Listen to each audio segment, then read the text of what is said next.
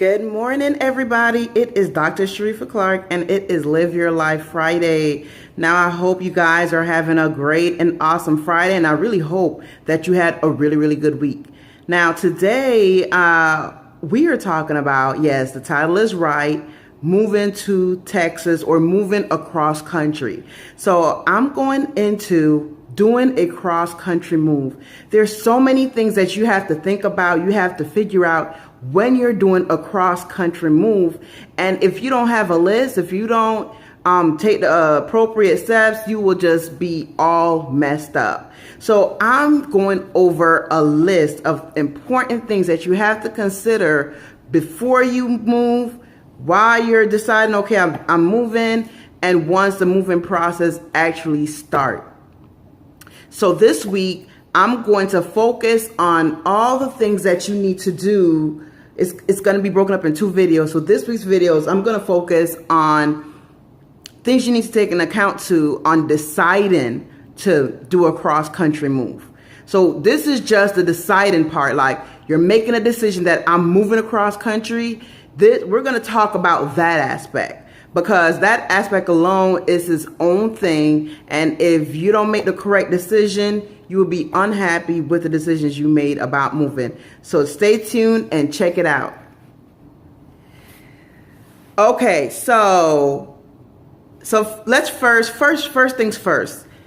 If you are a person who is thinking about moving across country from where you're living currently, you need, or even moving out of the country, meaning you're thinking about moving like to Europe, Japan, wherever. If you're thinking about making a big move, a drastic change, before you do anything, before you decide to look into where you want to move to or any of that, you need to figure out, why are you moving? That is the number one thing. Why are you moving? Are you moving because you're bored? Are you moving because you feel like it's just a time in your life where you need a change? Is it spiritual reasons? If you are a believer, and if you gotten word that moving isn't in your best interest, or are you moving just because you're moving because you're chasing somebody who's moving? You're moving because you got a new boyfriend, you got a new girlfriend, and you want to make it work. So you're moving closer to be with them just to make it work, which I don't think is a good idea, but that's your business though. That's your business, and that's why you're moving. Are you moving for a career change? You need to figure out your why. Your why is very important, because that will really take into account how smoothly your move goes.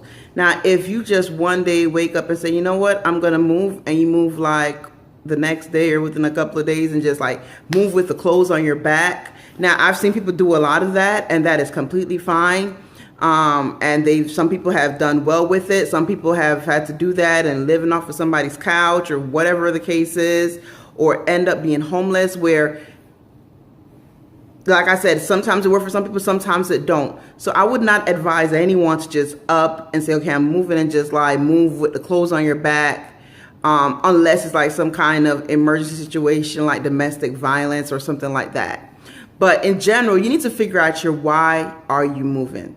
Once you figure out the why, then you can focus on the where, and you can center yourself, because your why is a very crucial aspect of why you're of moving.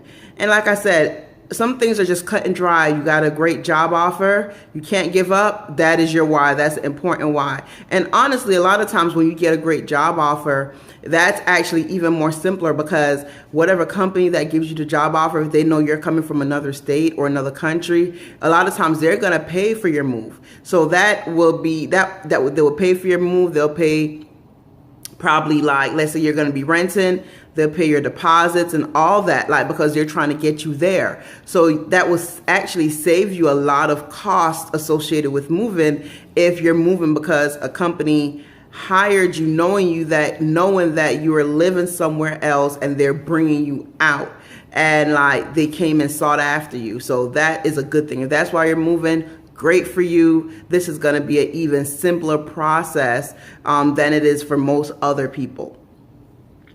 So now, once you focus on, you found your why, now you got to figure out the where. It's important to have a why first, because the where is going to make a whole lot more sense. Now, if you do the whole where first, then your why don't matter. Like if you say, okay, I'm just going to move here, then the why is going to come secondary. And sometimes when your why becomes secondary to your where, you don't really have a why. You just moved it. You end up being unhappy if you move based on your where first. Okay, so when you're deciding where to move, you have to take a whole other lot of things into consideration. So first of all, you need to think about the cost of living there compared to where you're currently living. Is the cost of living higher? Is the cost of living lower? Because, for example, I was living in Florida and I moved to the Dallas Metroplex area.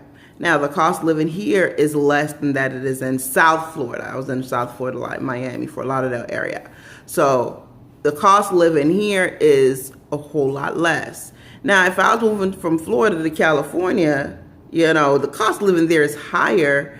And it's like, yeah, the wages are higher, but the wages are higher to meet the cost of living. And it's not that much higher where the cost of living is like, it's not 100% comparable. So yeah, the wages may be a little bit higher, but the cost of living is so much higher that it is just expensive to live in California.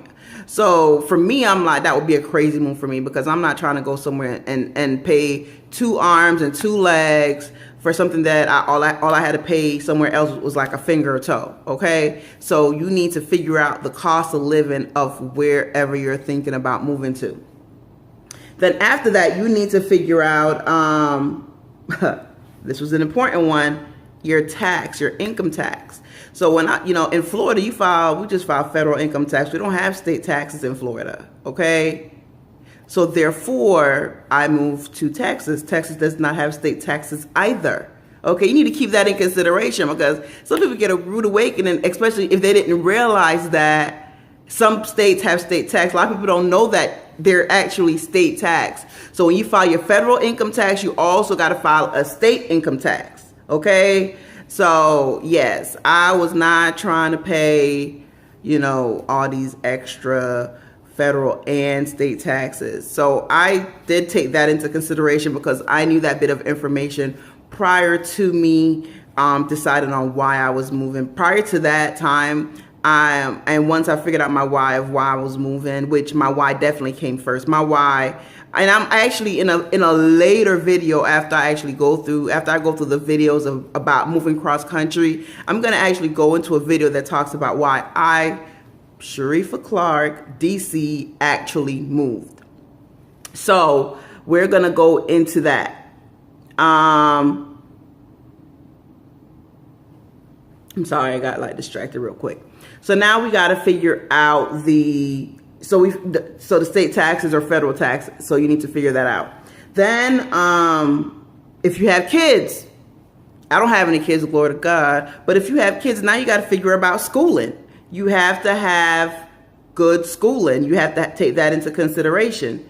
You need to make sure you're going into a good school district with no crime, like low crime rates. Like you really, and I mean, anyone would want to live in somewhere with a high crime rate. So that's not in void, but at least a good school district, because you can find very nice neighborhoods or really nice places to live, but a school district is crap. So if you don't have kids, that wouldn't matter to you, because you don't care about the school district. But if you have kids, school district is important. So that's something that you definitely got to take. All right. So federal and state income tax. So, part of the technical difficulties.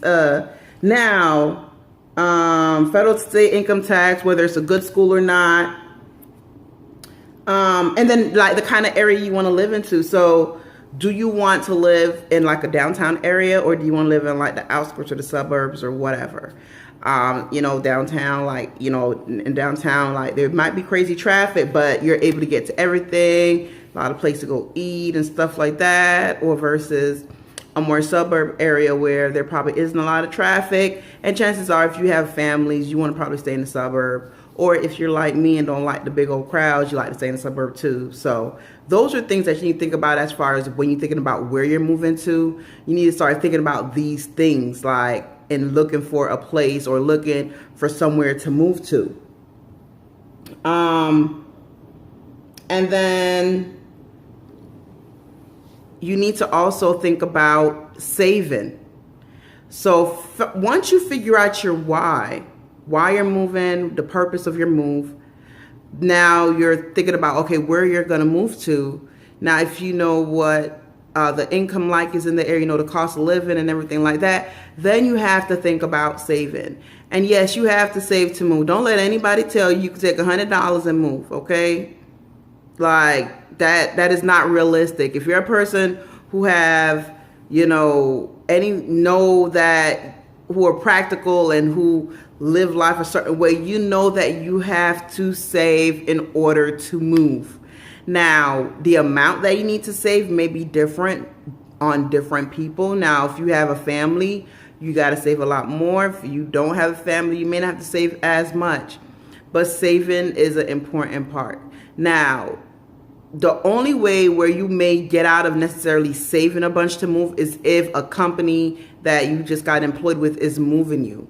That's probably the only way you'll get out of this part of actually saving, because when they're actually moving you, they're going to pay for your moving expenses, all of it, sending your things. If you have a vehicle, sending your vehicle, paying like the upfront cost for a place to live, and then you'll actually get a paycheck rolling in. However, even if a company's paying for you to move, you need to save, okay? Like, you need to save. It is important that you save. Like, get your whole life and save, okay? Because it is very, very important, very, very imperative. These are just the beginning steps of deciding to move. This ain't even scratched the whole surface. This is just you figuring out why you moving. Make sure your why makes sense. It's important. As long as it makes sense to you, it's important to you. That really, at the end of the day, that's what it matters with. If you're not moving with a whole bunch of folks, if you're not moving with a family, because if you have kids and wife and husband and things like that, you gotta, you know, take all that into consideration. You can't just up and move like where they do that at. But if you're a single person and you've thought about your why and it's important for you, if you feel like you need a new start, whatever it is, you know, because some people are like, dang, they can't believe I moved, because I had a lot going on positively where I was as far as business, the different involvement I was in the community, everything that I was doing, I was like doing really well and like very positively involved. So a lot of people, when they were like, why would you move? And I was like, that's why the why is important, because when your why is the ultimate reason of you moving, everything else really don't matter, okay? So, yes. So again, thank you guys for watching. This is just the first step in my video series about, well, my second step, because the first one was my empty apartment tour. But this is the next step as far as basically the nitty gritty, the beginning steps of actually doing this cross-country move. Figuring out why you want to move across country, across the world, and then figure out where. And when you're thinking about where, cost of living, taxes, you know, school districts, all of that is very imperative or very important when you're moving. In our next video, next week, when we're going to actually get down into like, you know, sending off your things, sending off your car. We're going to get down into some more things, or break things down a little bit more as far as the actual physical aspect of moving across country. And I'm also going to actually throw out some figures when it comes to saving. If you don't have a job that's paying for you to move and you're moving on your own and you need to save money, I'm going to actually go into some things that you need to think about why you're saving and how you could figure out how much money that you personally need to save. So go ahead, you guys, again, go ahead and subscribe to my channel. I'm trying to do a really new thing with my YouTube page, so I really appreciate every single one of you who are watching and supporting. Go ahead and please subscribe to this channel. Go ahead and like this video and share this video. You may never know anyone, if you know someone who's trying to move or planning on moving or want to move and they're afraid, go ahead and share these videos for them, because sometimes that fear could hold you back. If you have a good why, sometimes sometimes the fear is going to keep you from getting from the point of why to where to the actual moving.